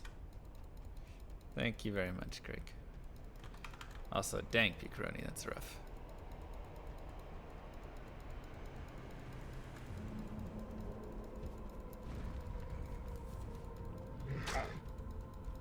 It's also on the Instagram and the Twitters as well. So for the young age, I got that Insta now. Boom.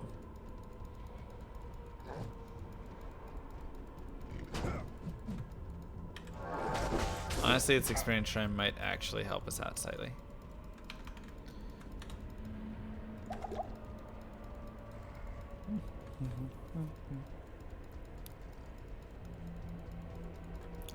I don't know why I resurrected Crusade. He is such a low level, he is not worth it at all.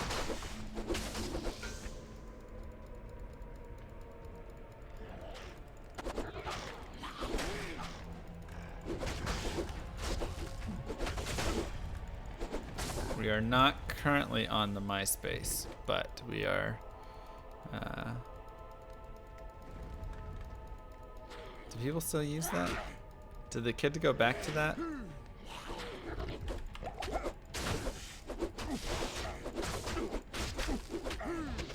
Alright. That should be good on that front.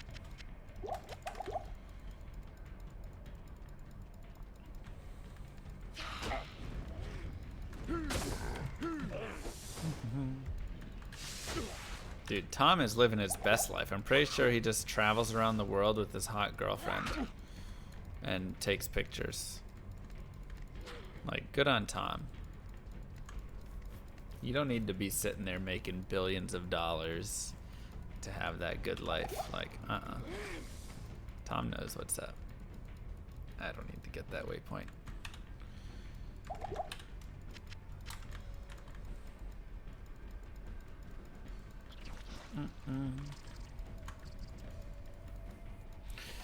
Like, that's all you really need right there.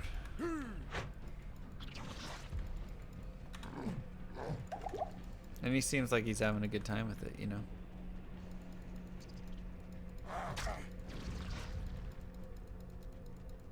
MySpace just got sold again. Does anybody still use MySpace? I haven't heard of anybody using MySpace in like 10 years. I remember it got sold for like some music thing somewhere, but... Oh god, no! No!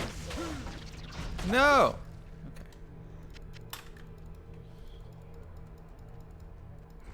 Just share Grow the Buck Up on Woof. Makes sense, right?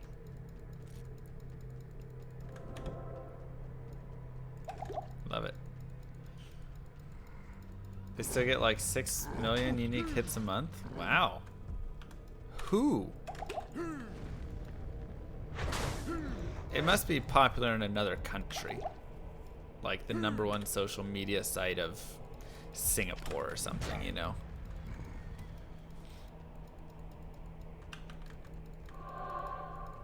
Days you're waiting for the stream to go to touch it. Ah, dang, Foreman. Big for music people. I mean, yeah, it was like kind of converted over towards music, but I don't know. Whatever. Whatever.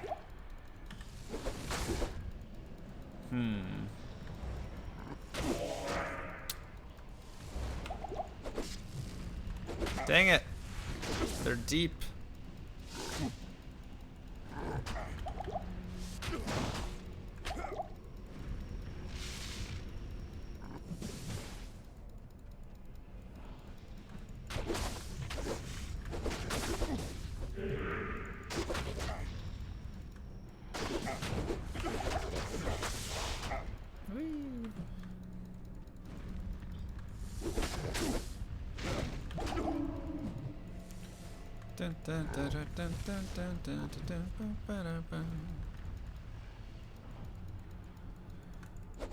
I need Blue Man to get out of the middle.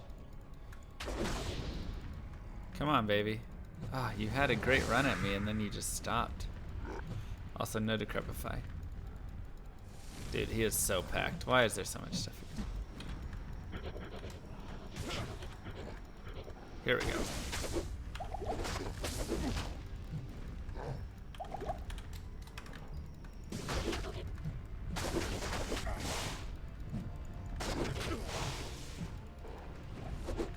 No, I whiffed both the hits. Would have been fantastic. Blue Man. He's poisoned. Is he dead? No, he's dead. Okay. Right? No? He's not dead? He's gotta die.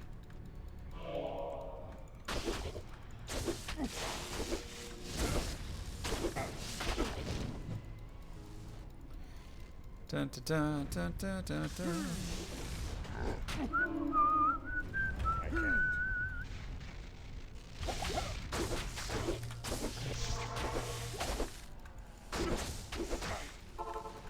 Do, do, do, do, do, do, do. Da, da, da, da.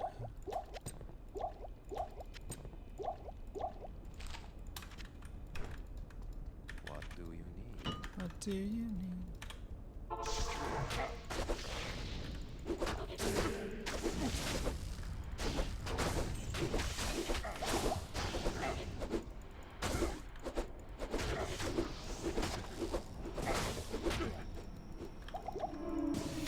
Come on.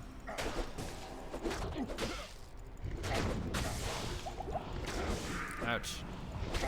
No! No Decrepify. Oh boy. Stay alive.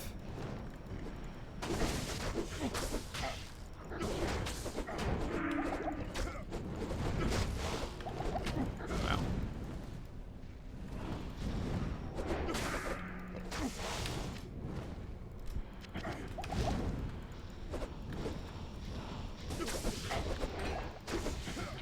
Alrighty.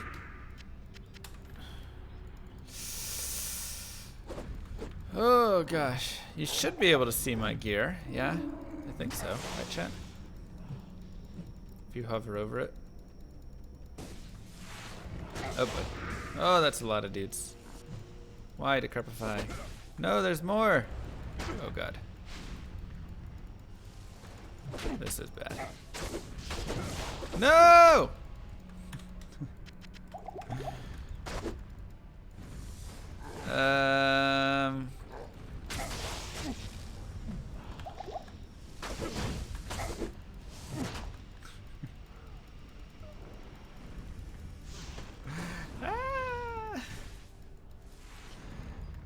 Dang, why did he stop to attack me? He wasn't even close to me. Ah, wonderful. Fresh meat. Mwah. Thank you, Fog Zone. Not even death can save you from me.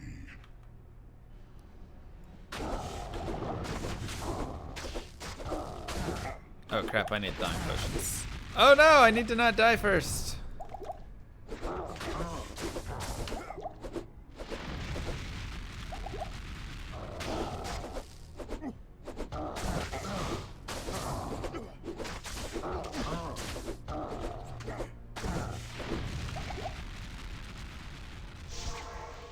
Oh, actually, this will be really nice.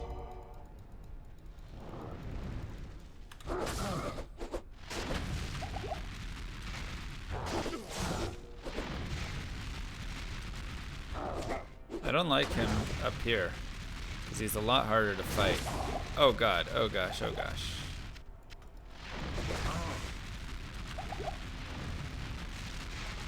Especially when he goes into lightning mode.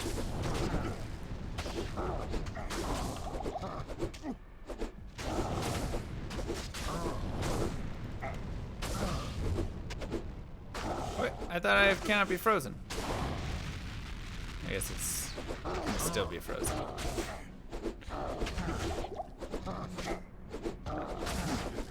I just don't fear the cold. That's the difference.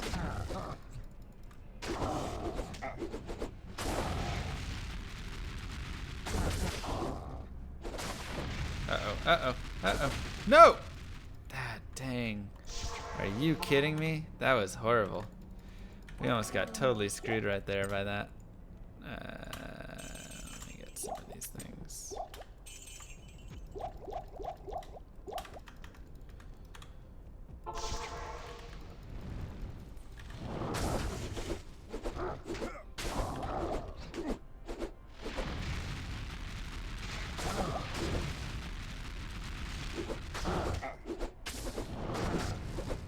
Come on.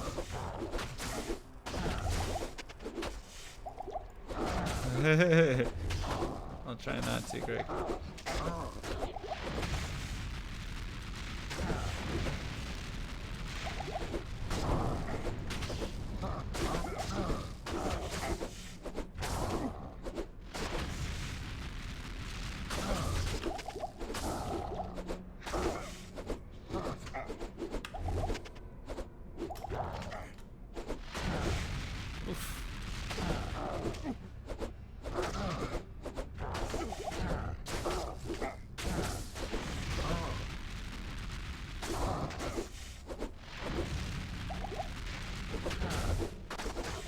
Come on.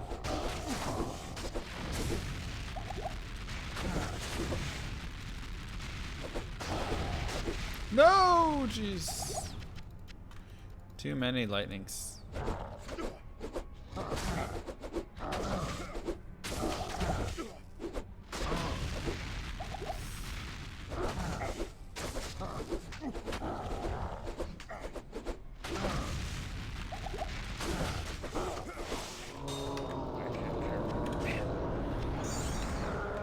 Not gonna get whatever you call it, unfortunately.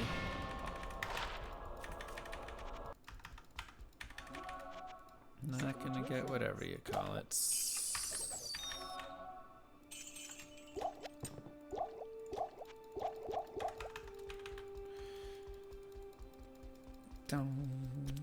Fetch Runlock boots.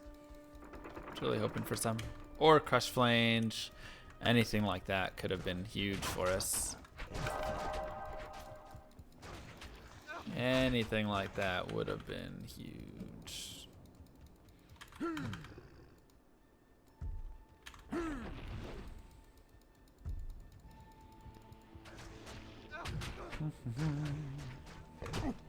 That was a good Act 4 though, especially considering that Chaos Sanctuary. I thought we ran it really well.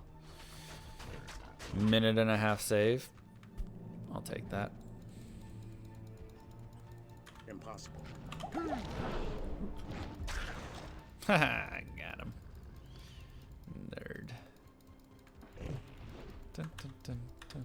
I don't actually have that much gold.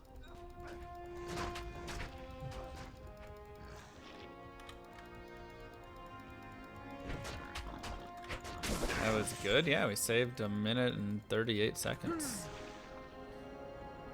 If that's not good, then I don't know what is. This is world record splits that we have up to, so.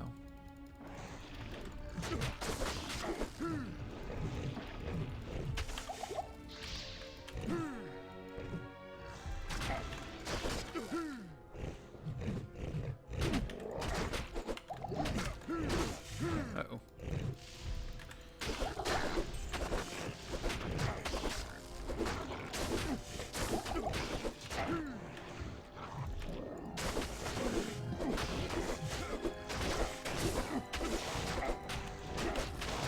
Uh-oh.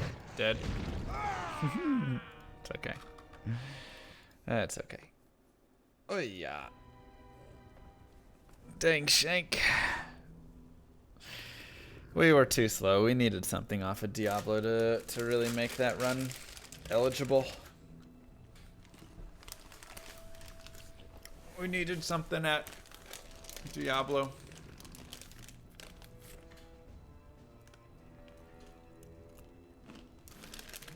Otherwise, no chance.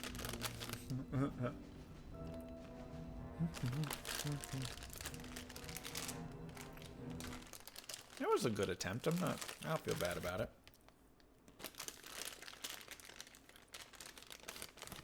How long does Bale take? from like 7 to 14 minutes.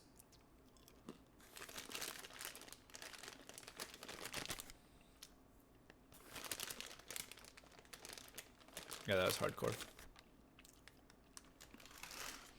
But we held our time literally the whole run. We were +8 after Act 1, and we were +752 after Act 4, so we were right there all the way through, minus the initial start. And we didn't have good experience really either, starting either. So. Fresh meat. Not bad. Mwah. Thank you, Drewy. Join my army of the dead. Run was Can okay. it Miss Skyly blow on your mouse like people ask for Dyson? That's right. Blow for good luck. Killing you. Sorry, Greg. Yeah, it was close. It was good. Ugh. The Barb just sucks. But you take that run and then you throw in like a crushing blow item. And that's just like easy. And obviously start off a little bit better. Not too bad. Necro now. I actually need to do some work now. I have to do a presentation tomorrow. And need to work a little bit more on it. But tomorrow we will do a hell run. And then Thursday we'll have another hell run. Friday we will have Path of Diablo. When is Sigma coming out? Saturday?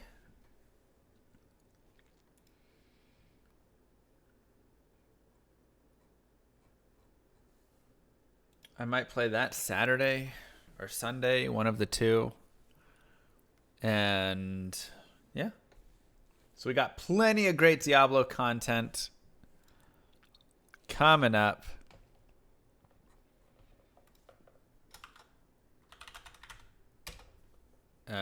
Excellent Smart schedule. Let's see if I thought I put the POD reset on Friday. Oh, I did, and I forgot to put that on Friday. So yeah, I might do like Friday POD reset, Sunday median Sigma, something like that. We'll figure it out. Thank you. Appreciate that, Denko. Join my army of the dead. Just want to say this channel has been a great improvement to my life. I laugh like crazy Thank you. Nice try. and feel included. Thank you. There's nothing more that I want than that right there. Everybody just to come here and have a good time. That's all. Don't forget, there's my podcast. And here are the other links to it as well. Mwah. Kisses. Peace to you all. I hope you have a wonderful rest of your night, or if it's Europe, I guess, morning, day. And I will see you tomorrow. Hell speedrun tomorrow. So, see you then. Peace.